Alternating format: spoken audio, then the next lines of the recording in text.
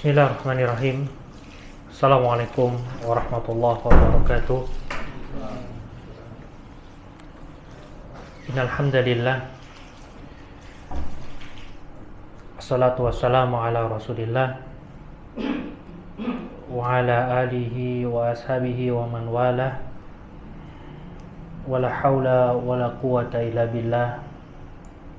Amma ba'du. Pemirsa yang menyaksikan siaran ini melalui syabaka elektronik, jaringan internet, ataupun yang hadir di mushola Rumah Sakit Air Bunda pada sore hari ini, alhamdulillah, segala puji hanya milik Allah. Alhamdulillahilladzi bi ni'matihi tatimmus shalihat. Dengan nikmatnya kebaikan-kebaikan itu menjadi sempurna. Alhamdulillahi ala kulli halin. Dan kita memuji Allah atas setiap keadaan. Sedih, susah, senang. Kita memuji Allah Subhanahu wa taala. Karena banyak nikmat-nikmat Allah yang kita rasakan yang belum mampu kita syukuri. Wa in ta'uddu ni'matallahi la tuhsuha. Allah katakan kalau mau dihitung-hitung nikmat Allah itu nggak bisa kita hitung, saking banyaknya. Sedangkan rasa syukur kita tidak sebanyak nikmat itu. Salawat dan salam semoga senantiasa terlimpahkan, tercurahkan untuk baginda Nabi Muhammad SAW yang beliau telah mengajarkan segala kebaikan dan telah mencegah kita dari segala keburukan. Beliau yang kasih sayangnya rahmatan lil alamin, menjadi rahmat untuk alam semesta. Yang kehadiran beliau sallallahu alaihi wasallam menjadi cahaya untuk manusia, mengeluarkan manusia dari cahaya kegelapan jahiliyah menuju cahaya Islam dan tauhid. Semoga Allah menimpakan rahmatnya kepada kita semua, serta salawat dan salamnya juga untuk seluruh sahabat Nabi, untuk Abu Bakar, untuk Umar, untuk Utsman, untuk Ali, dan untuk seluruh pengikut beliau yang setia hingga akhir zaman. Jamaah rahimani wa rahimakumullah, bicara tentang muamalah online tidak lepas dari berbagai model akad nih. Pada kali ini kita akan mengenali lebih dekat akad salam, karena ini nantinya akan kita bawakan kepada permasalahan dropshipping. Ya. Akad salam sering disebut juga akad salaf. Dua kata yang saling bersinonim, ya. Dikatakan salam karena melakukan taslim. Taslim itu penyerahan. Apa yang diserahkan? Uang pembayaran di majelis akad. Dinamakan salaf karena uangnya di muka, ya. Ini hanya perbedaan istilah. Orang-orang Hijaz itu wilayah sekitar Mekah dan Madinah, sering menyebutnya dengan akad salam. Orang-orang Irak itu menyebutnya dengan akad salaf. Nah, secara istilah, akad salam itu yang disebutkan oleh Imam Nawawi dalam syarah Sahih Muslimnya. Dia mengatakan aqdun ala mausufin bidzimmah muajjalin bisamanin maqbudin bi majlisil aqdi. Transaksi untuk sebuah barang yang gak ada di majelis akad, yang jadi tanggungan penjual, untuk diserahkan secara tertunda dengan pembayaran yang diserahkan di muka ketika majelis akad, ya. Jadi barangnya belakangan, duitnya cash di depan. Itu namanya akad salam. Itu pengertian secara istilahnya. Yang mana hukum akad salam ini ya, sebagaimana hukum muamalah lainnya, yaitu mubah. Bahkan berdasarkan Al-Quran dan Sunnah dan konsensus para ulama, akad salam sesuatu hal yang diperbolehkan ya, karena Nabi SAW ketika tiba di Madinah, ternyata penduduk Madinah terbiasa melakukan akad salam untuk buah-buahan, transaksi buah-buahan selama 1 tahun atau 2 tahun. Maka Nabi kasih aturan mainnya ya. Kalau mau pakai akad salam berarti objeknya harus jelas, kemudian timbangannya jelas, volumenya juga jelas, batas waktu penyerahannya juga jelas. Dan ini kisah ini diuraikan oleh Bukhari Muslim. Baik. Yang uniknya dalam akad salam ini ya, penjual tidak harus memiliki barang. Bahkan inilah ciri khas akad salam ya. Barang itu masih dalam tanggungan. Baik. Untuk didatangkan pada waktu yang telah disepakati. Jadi barangnya belum ada. Nah, ada kisah dari Muhammad bin Abil Mujallid ya. Dia mengatakan suatu hari dia diutus oleh Abdullah bin Shaddad dan Abu Burdah untuk bertanya kepada sahabat Nabi, yaitu Abdullah bin Auf. Apa titipan pertanyaannya? Apakah dahulu para sahabat semasa hidup Nabi SAW ya, biasa memesan gandum, bur ya, dengan pembayaran cash di muka? Maka beliau menjawab, iya dulu kami tidak hanya gandum, bahkan syair, ini gandum yang kasar, kemudian minyak zaitun dalam takaran, dengan tempo penyerahan yang disepakati. Dan kami biasa memesan dari pedagang negeri Syam. Jadi kami dibayar cash ya. Nanti pedagang negeri Syam itu akan mendatangkan barang tersebut pada waktu yang telah disepakati ya. Kata Muhammad bin Abdul Mujallil, tanya lagi, apakah kalian mesan langsung dari yang punya ladang? Maksudnya dari produsennya langsung. Nah, kata Abdullah bin Auf, kami nggak pernah tanya tentang hal itu. Yang pasti ketika kami pesan kepada pedagang, barang itu ada pada waktu yang telah disepakati. Kami nggak pernah tanya mereka dapat dari produsen mana, ataukah mereka memproduksi sendiri, kami nggak pernah tanya. Seperti itu. Nah, maka akad salam itu ada berbagai model ya. Kalau dilihat dari waktu penyerahannya, maka ada namanya salam muajjal. Muajjal itu waktu penyerahannya lama, setahun, 6 bulan ya, sebulan, itu muajjal. Jadi barangnya diserahkannya nanti dalam waktu yang lama. Ada namanya salam hal. Namanya hal itu kan sekarang. Jadi penyerahannya bukan sekarang juga maksudnya, tapi pendek gitu loh. Ya kurang dari sebulan biasanya. Kalau yang muajjal hitungannya lebih dari sebulan, sepakat para ulama boleh. Yang terjadi perselisihan bagaimana akad salam yang dia salamul hal, penyerahan barangnya kurang dari sebulan ya. Apalagi dalam transaksi online kadang 3 hari udah nyampe, atau bahkan barangnya ada ketika itu juga, cuman harus dikirim dulu. Inilah nantinya yang akan mempengaruhi pembahasan tentang hukum dropshipping ya. Ada akad, ada serah terima, kita tahu ya, ini 2 hal yang berbeda. Barang dimiliki setelah terjadi akad, tapi baru berpindah pertanggungjawaban resiko ketika sudah diserahkan. Ini sebuah perbedaan ya. Artinya walaupun barang itu belum sampai, itu sudah milik kita, tapi resiko ya, belum jadi milik kita sampai kita terima. Lalu ciri khas dari akad salam juga, selain barangnya itu belakangan diserahkan, ciri khasnya juga adalah uang itu dibayar di muka, ya, cash. Baik. Dan tidak mesti alat transaksi itu dengan uang yang memang umumnya zaman-zaman kita sekarang dengan uang. Kalau kita balik ke 1400 tahun yang lalu ya, atau juga negeri kita pada masa-masa sebelum adanya uang rupiah, biasa menggunakan transaksi dengan barter ya. Selagi dia bukan sama-sama komoditi riba, maka dia jual beli yang sah.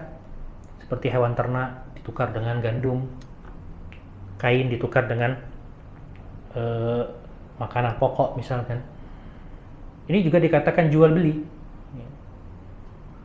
Ada ra'sul mal, ada modal, ada juga objek transaksi.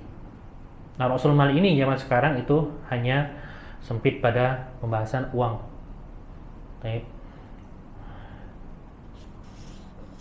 Sehingga pembahasan kita pada akad salam di era modern ini, uangnya harus diserahkan cash di muka ya. Kalau zaman dahulu ya berarti barang yang jadi ra'sul malnya harus dicerahkan segera.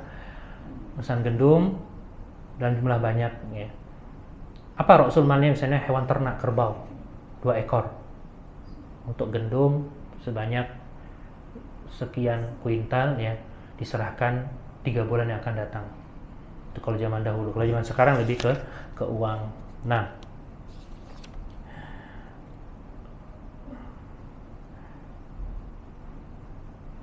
maka sekali lagi ciri khas dalam akad salam itu uangnya harus cash di muka.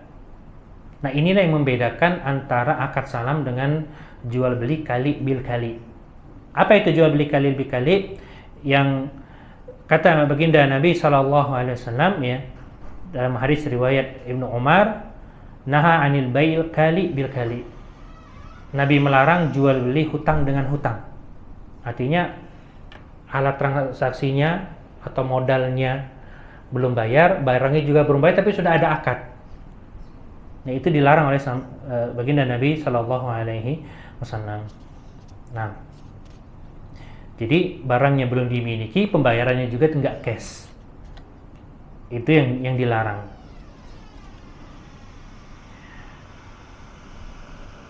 Bagaimana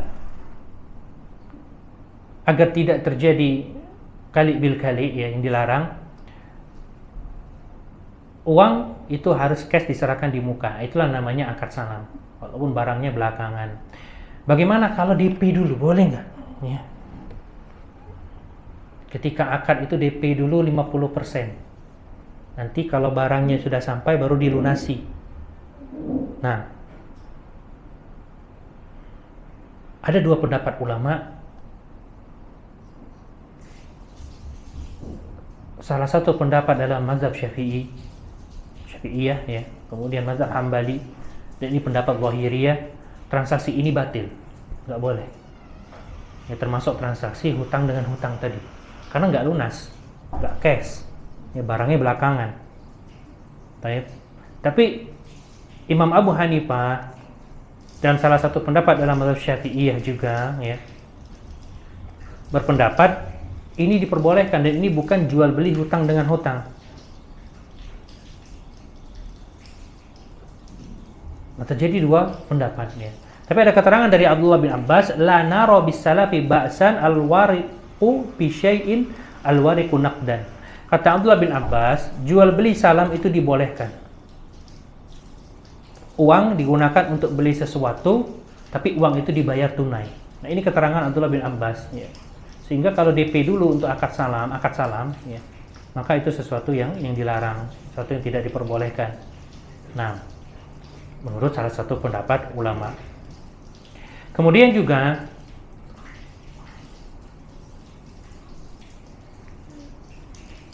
akad salam itu tidak boleh takyin barang. Kalau misalkan motor ya, itu harus nomor Mesir tertentu, nggak boleh kayak gitu. Karena itu akan menyulitkan penjual ya. Kemudian juga tidak akan mudah menemukan barang tersebut kalau dia di spesifik terlalu dalam seperti itu. Cukuplah di kriterianya secara umum. Motor tahun berapa, apa warnanya, apa mereknya, ya, berapa cc mesinnya, udah selesai. Baik.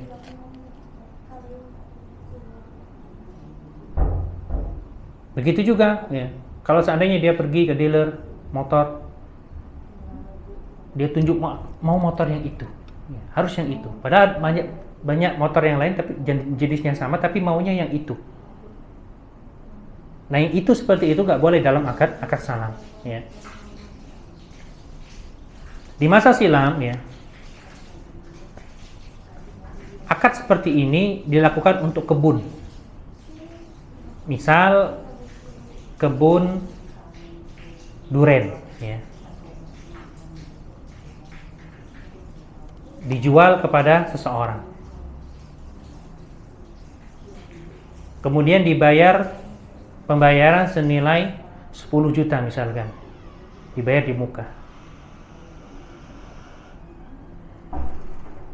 Tapi dengan syarat duren-duren itu harus dari kebunnya antum. Ya, taruhlah namanya Bambang, ya. Aku nggak mau dari kebun selain kebunnya Bambang. Ini cash 10 juta. Yang seperti ini yang dilarang, ya.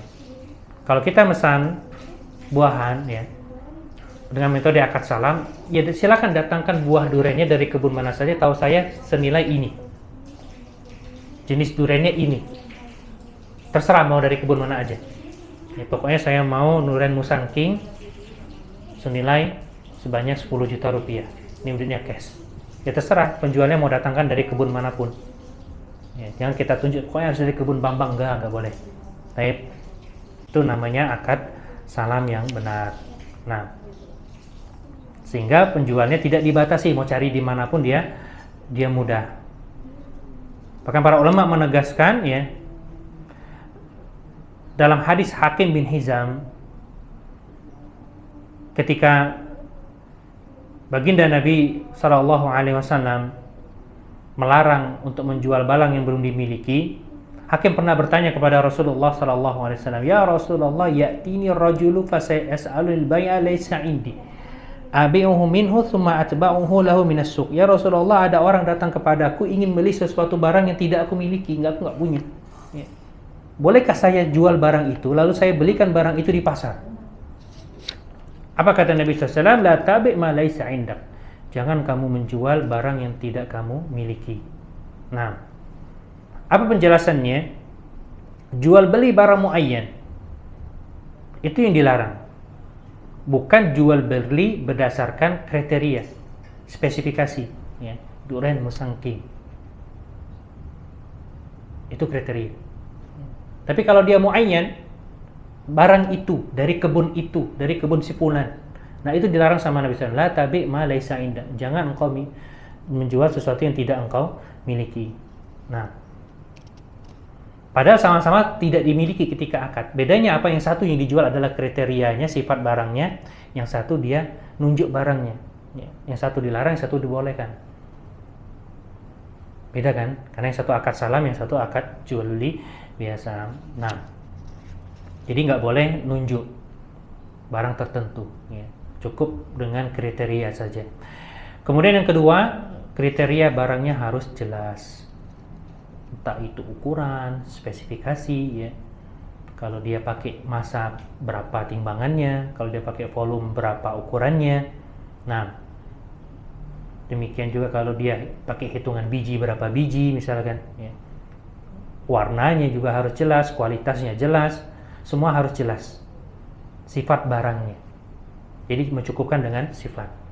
Jadi orang melakukan akad salam untuk motor misalnya, nggak boleh dia sekarang sebut motor, aku mau motor harga 10 juta. Nggak boleh, ya. Karena banyak sekali varian motor. Ada motor matic, ada motor laki, ada motor besar, ada motor kecil, ada motor Vespa. Dia mau motor jenis apa, warnanya apa, ya. CC-nya berapa misalkan, seperti itu. Makanya ada akad salam, objeknya itu mausuf fil zimmah, ya. Kriterianya disebutkan dalam tanggungan. Jadi penjual akan mencari motor dengan kriteria yang dicari tersebut, ya, yang menjadi tanggungan dia dalam tempo waktu tertentu. Nah, jadi yang membatasinya adalah kriteria tertentu. Kemudian, ya, salah satu keuntungan dalam akad salam, harganya lebih murah. Baik. Apakah ini termasuk riba? Kalau mendapatkan harga lebih murah karena dia bayar cash di muka tapi barangnya belakangan. Ini bukan termasuk riba ya, karena secara prinsip pemilik barang berhak untuk menentukan harga barangnya selama harganya jelas. Mau kasih diskon ya. Karena konsumen ini bayar cash di muka, penyerahannya belakangan, maka dikasih diskon ya. Enggak apa-apa, silakan. Hak penjual. Baik.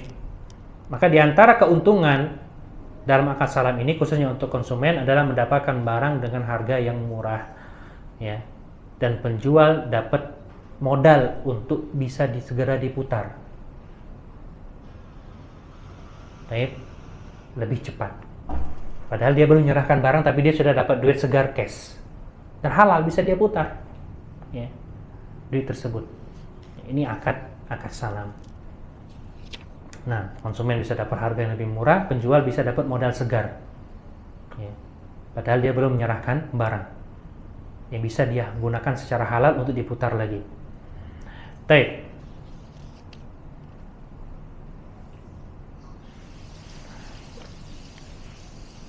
Kemudian tentang salam hal dan salam muajjal tadi. Salam hal itu yang tempo waktunya kurang dari sebulan, muajjal itu yang lebih dari sebulan.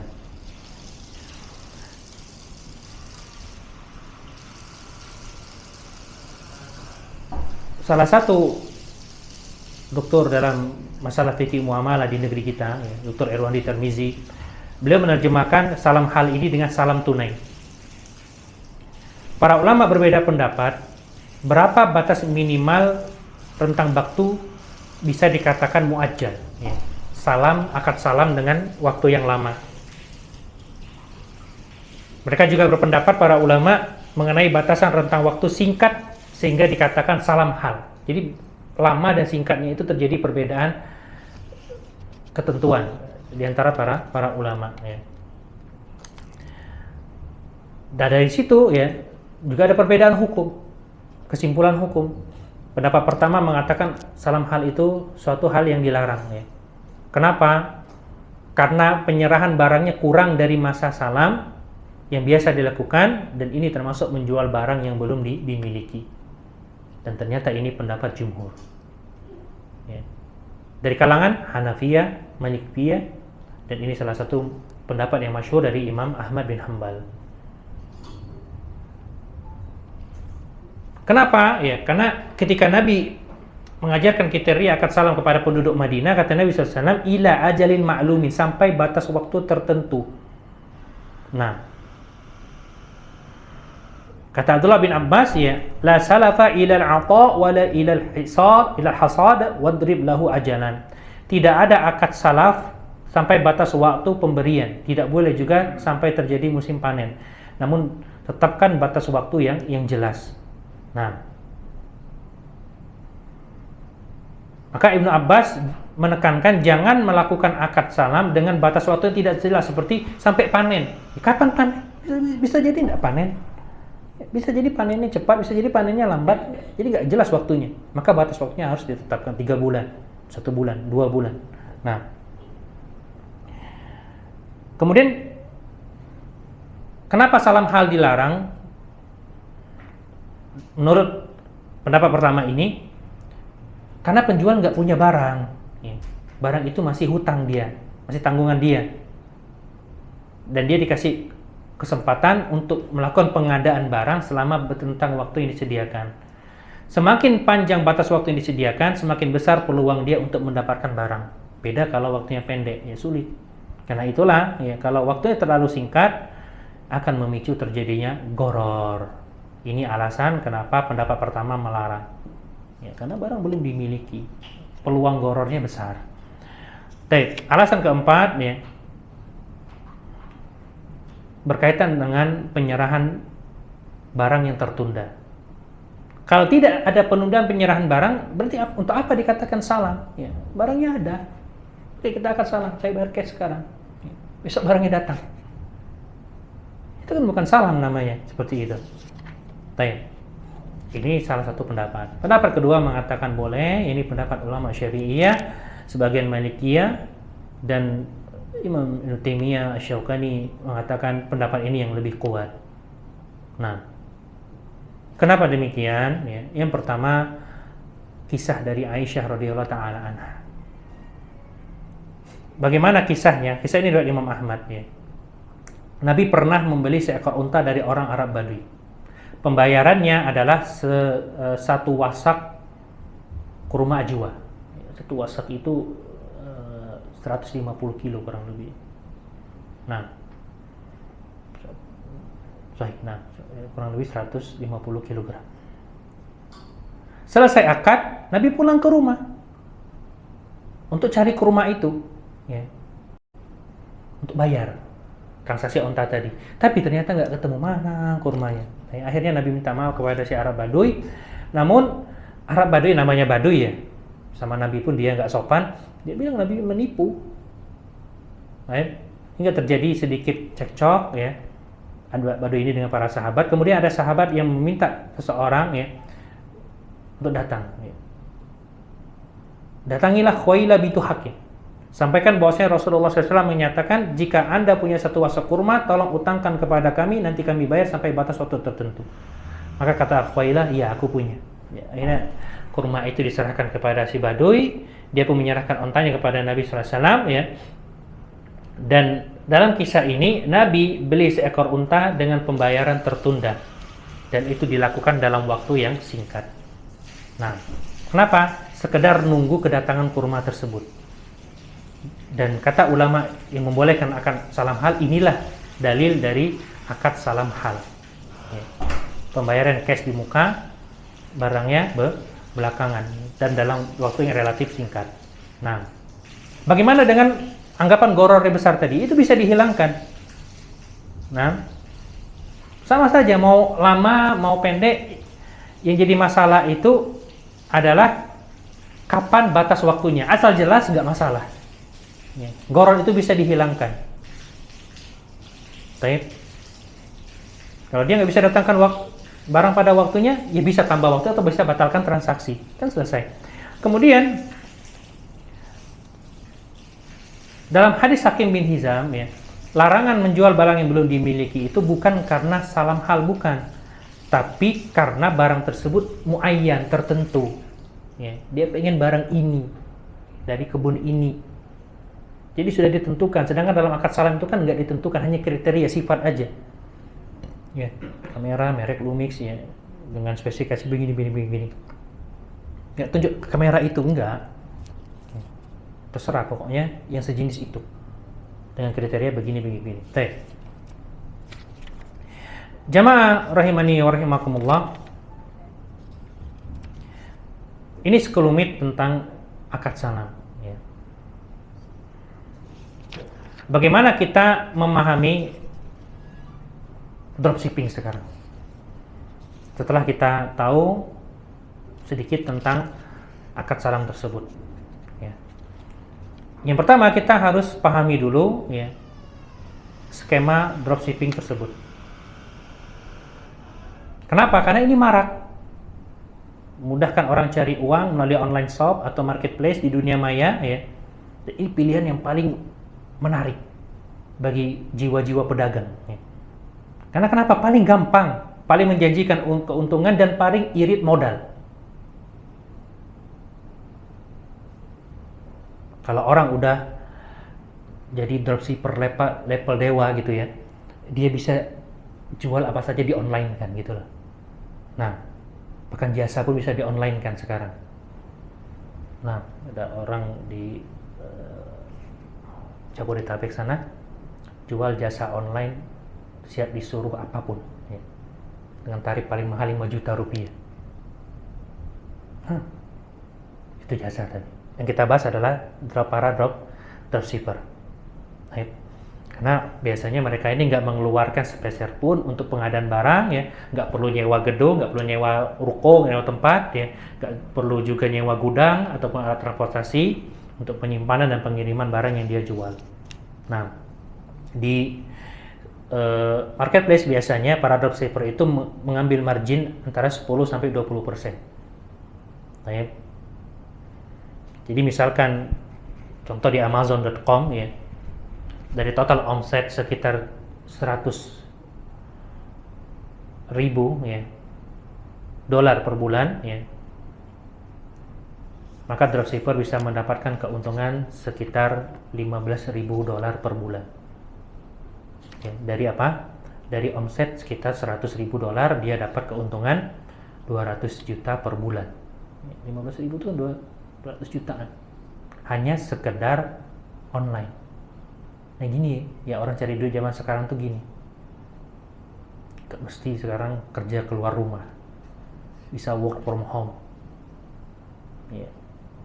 Kecanggihan zaman memang kemudahan. Tapi kita bahas hukum syariat, apa hukumnya, boleh nggak seperti itu ya. Baik, kita perinci dulu ya. Reseller online itu ada dua.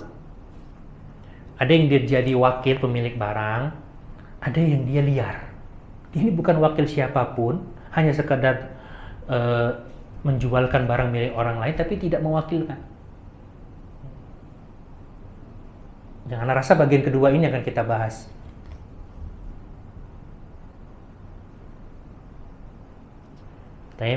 Karena kita akan menyimpulkan dari gambaran fikihnya, kejadian gimana. Kita bayangkan dulu masalahnya apa, kemudian dalam fikih ini termasuk apa ya, kemudian kita bandingkan dengan pendapat-pendapat ulama, baru bisa menentukan hukum. Nah, jamaah yang semoga dimuliakan Allah, para dropshipper itu melakukan pemesanan, kemudian dia melakukan pembayaran. Itu langkah pertama. Langkah kedua ya, melakukan pembayaran, kemudian menyampaikan orderan dari customer. Langkah ketiga, memaket produk dan mengirimkan produk ke customer. Nah, jadi langkah pertama, customer mesan, tapi mesannya kepada dropshipper, kemudian melakukan pembayaran. Langkah kedua, dropshipper melakukan pembayaran, kemudian menyampaikan orderan dari customer kepada supplier, dan supplier langsung ngirim barang tersebut ke customer ya. Jadi ada transaksi segitiga. Customer mesan kepada dropshipper, dropshipper mesan kepada supplier, supplier langsung ngirim kepada customer. Jadi ada tiga pihak yang terlibat, ada pemilik barang, supplier, ada dropshipper sebagai reseller ya, barang milik supplier, dan ada customer, pembeli. Jadi dia pajang barang tersebut di marketplace-nya, di toko online-nya, kemudian datang konsumen, setelah dipelajari, tertarik, transfer. Akhirnya setelah dapat notifikasi order dari sistem yang dia buat, dia lanjutkan kepada supplier ya, dan meminta kepada supplier untuk mengirimkan barang itu langsung atas nama dropshipper. Nah, ini umumnya yang terjadi pada mall-mall online, marketplace. Dan biasanya yang bekerja di sini adalah mesin. Nah, ini model pertama. Ada juga model dropshipper yang memiliki online shop sendiri, dipasarkan melalui medsos ya, Facebook, misalkan kalau dulu TikTok ya. Nah, ketika ada pemesanan biasanya transaksi langsung dua arah kalau dari Facebook ya, dan misalnya. Baik. Setelah mendapatkan pemesanan, akad digantung, dipastikan dulu barangnya masih ada atau enggak di pasar. Setelah pastikan ada, maka langsung akad dengan customernya. Bisa jadi ada tawar menawar ya. Setelah deal, maka ditransfer pembayarannya, kemudian dropshipper ini meminta supplier untuk mengirimkan barang itu, atau bisa juga dropshipper membelikannya lalu dikirimkan sendiri ke customer. Nah, jadi ada beberapa catatan dari skema para dropshipper ini. Yang pertama, reseller atau dropshipper ini telah melakukan akad jual beli barang dengan customer sebelum dia memiliki barang itu. Jadi sudah ada akad ya. Ini skema yang terakhir. Kemudian pembeli mentransfer uang tunai kepada reseller, Barang dikirim dalam waktu yang normal 3 sampai 7 hari, ya. Kemudian dropshipper yang memastikan barang ini ready sebelum transaksi. Kemudian yang kelima, pengiriman barang itu adalah supplier atas permintaan dropshipper.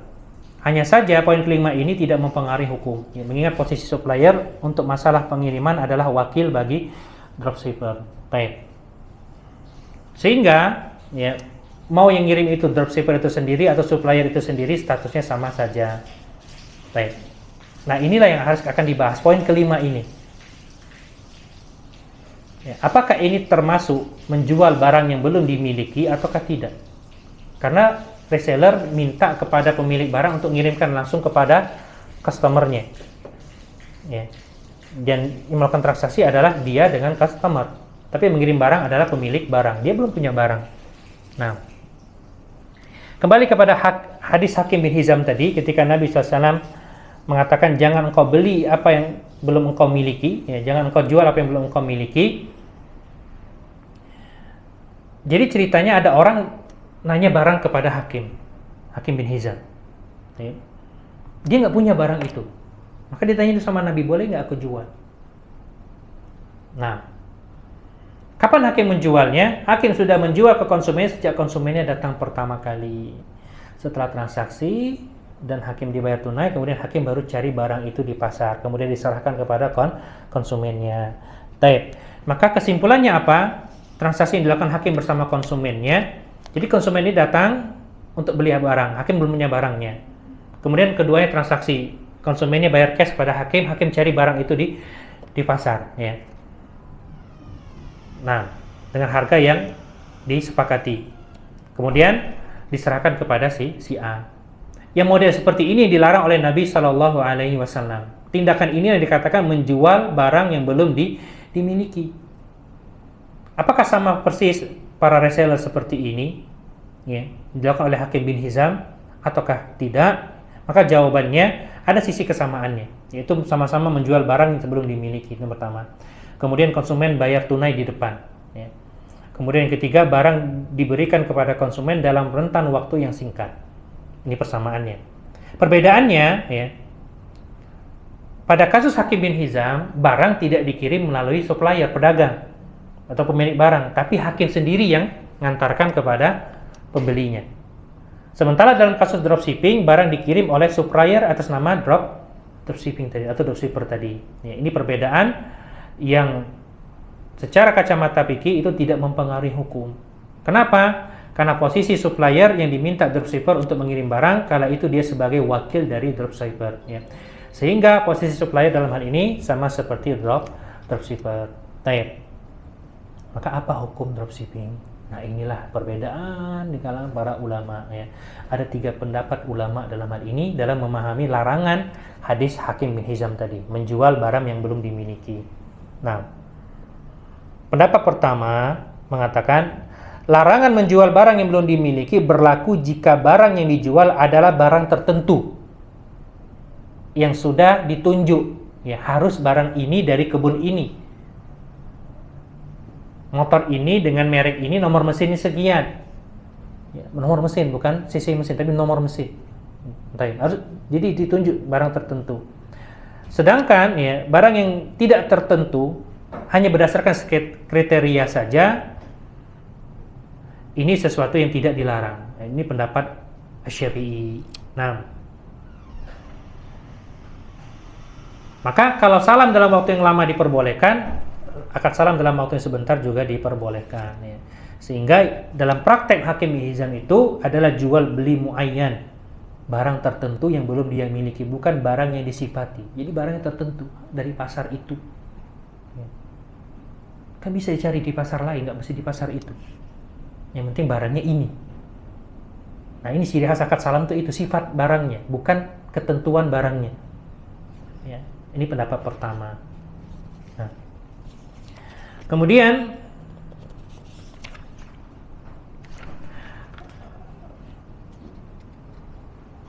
pendapat kedua, ya,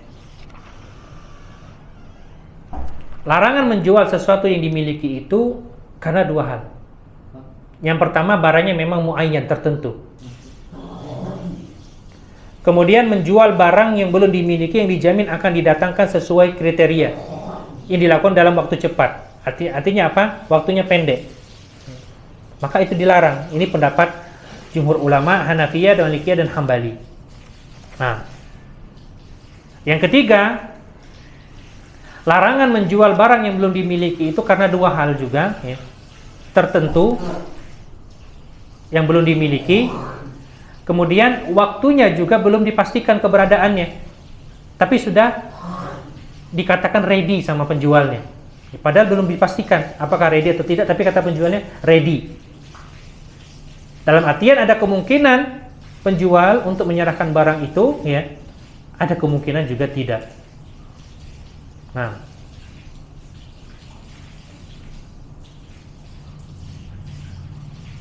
karena kenapa? Barangnya belum dipastikan. Tapi kalau penjualnya yakin barang ready, nah ini nggak salah. Yang jadi masalah adalah barang belum tentu ready, tapi sudah dikatakan ready. Nah, jadi ada 3 pendapat tentang larangan menjual barang yang belum dimiliki. Nah, bagaimana hukumnya kalau begitu, dropshipping? Ya. Kalau kita lihat, ya, dari pendapat dua guru kita yang memang ahlinya dalam hal ini, ya, mereka berbeda pendapat. Apakah ini perbedaan dalam menilai hukum salam hal ataukah tidak, ya? Wallahu ta'ala alam bisawab. Ya, kalau Dr. Irwani Tarwizi, beliau melarang hukum dropshipping karena kenapa? Berdasarkan hadis Hakim bin Hizam tadi, itu termasuk menjual barang yang belum dimiliki, ya. Nah, dan beliau menjelaskan hal tersebut dalam buku beliau yang sangat fenomenal, yaitu Haram Muamalah Kontemporer, tentang hukum dropshipping, ya. Nah, beliau menegaskan, Nabi juga tegas-tegas, jelas-jelas melarang bahwasannya tidak boleh menjual barang yang belum dimiliki, ya. Nah, sedangkan Dr. Muhammad bin Arif bin Badri, ya, beliau mengatakan salam hal tidak masalah selama barangnya tidak muayyan, tidak tertentu, dan memungkinkan bagi penjual untuk mendatangkannya, ya, itu tidak masalah. Nah, dan ini beliau tulis dalam majalah Pengusaha Muslim, ya, dengan beberapa pertimbangan dropshipping yang bermasalah. Nah, maka beliau memberikan solusi alternatif. Di antaranya apa? Dropshipping melakukan dengan akad salam tadi. Dan beliau termasuk yang memilih pendapat akad salam hal itu diperbolehkan. Jadi bayar cash tunai di depan, ya, kemudian baru nanti barangnya dicarikan. Ya, terserah dari toko mana aja. Yang pasti cash di depan. Jadi nggak apa-apa kita tampilkan jual gamis ini, sirwal ini, ya, merek ini, nggak apa-apa. Ya, walaupun kita belum punya barangnya, asalkan bayar cash di depan. Ya. Ya, jadi kembali lagi ada 2 pendapat berbeda, ya, di negeri kita tentang hukum dropshipping, ya. Nah, tapi yang pasti yang mengatakan boleh itu harus dengan akad salam, yaitu harus cash di muka. Nah, sehingga jamaah rahimani wa rahimakumullah, tidak terjadi yang namanya goror ataupun unsur kezaliman kalau kita melakukannya sesuai dengan hal yang dituntunkan oleh syariat, terlepas perbedaan ulama di dalamnya. Nah, bagaimana kalau seandainya reseller ini tidak memiliki izin khusus untuk menjual barang dari pemilik? Ya. Ini tidak lepas dari 3 keadaan.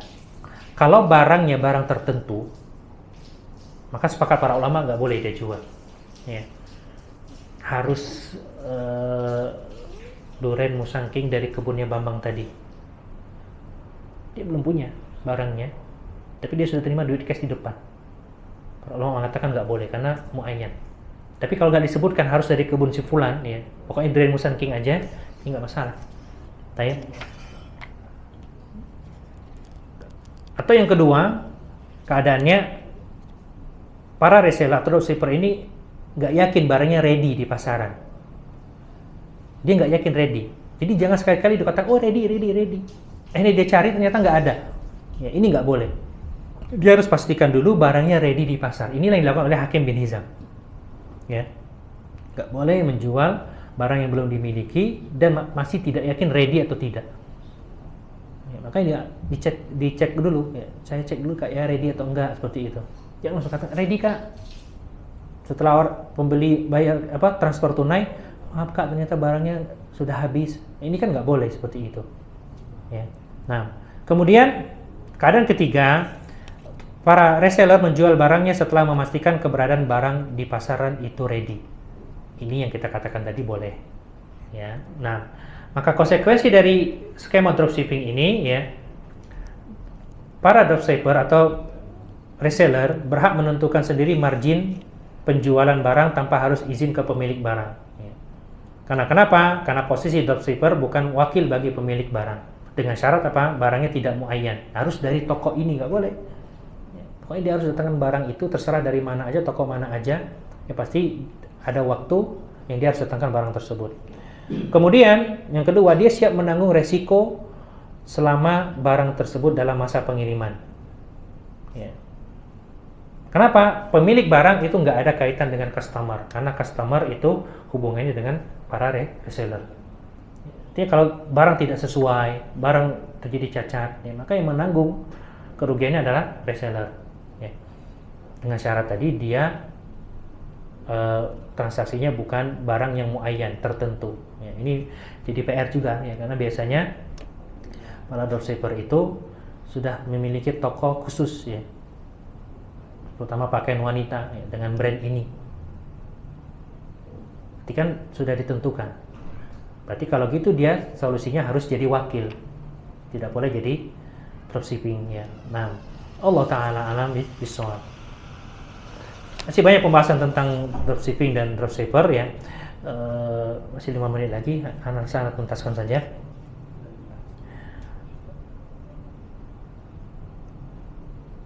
Bagaimana konsep atau transaksi dropshipper kepada dropshipper? Jadi apa ya? Seperti mengurai benang yang sudah kusut. Dropshipper, reseller pertama sudah nggak punya barang, ya, kemudian dia jual, lalu dia tawarkan, dia jualkan kepada orang lain, yang orang ini juga dropshipper juga ternyata. Ya. Jadi gimana ini?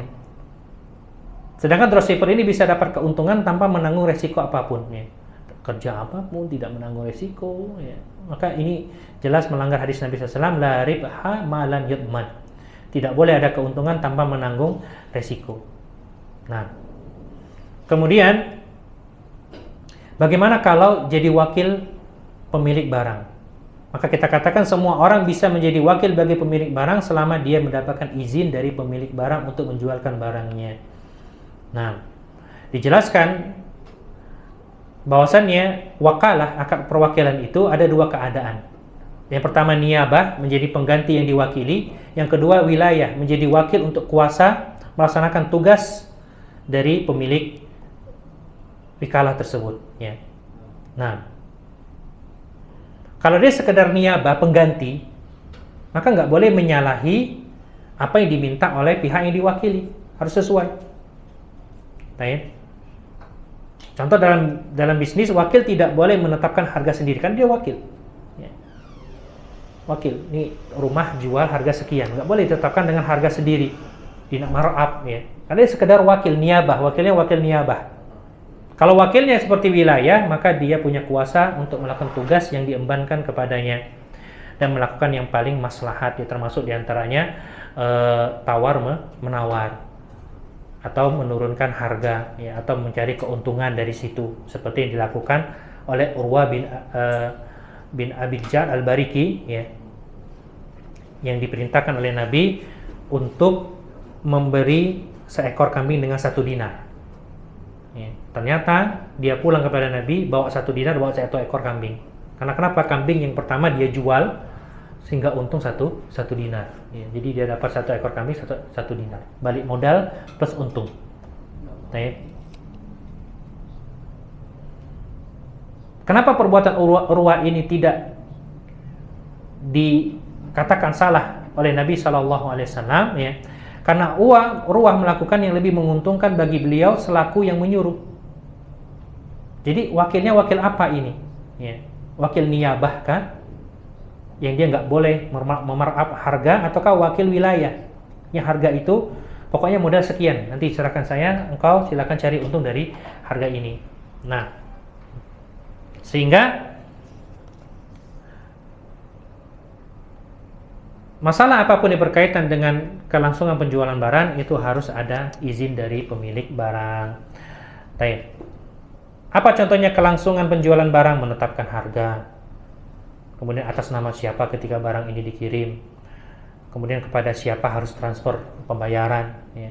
Kemudian masalah dropshipper ini tidak membeli barang itu ketika ada konsumen beli, ya, apakah ini bisa dikatakan wakil ataukah tidak, dan seterusnya. Ini sekedar contoh saja. Intinya para dropshipping kalau ingin jadi wakil, ya, perjelas akadnya. Apa yang saya bolehkan dari perwakilan ini? Apakah saya boleh memarkup harga sesuai dengan keinginan saya, ataukah saya dapat upah dari ini, ya. Nah, sehingga saya tidak boleh menaikkan harga, tapi nanti saya dapat keuntungan margin sekian persen. Hadza wallahu a'lam bissawab, ya. Pada intinya akad salam hal ini salah satu solusi untuk para reseller online, ya.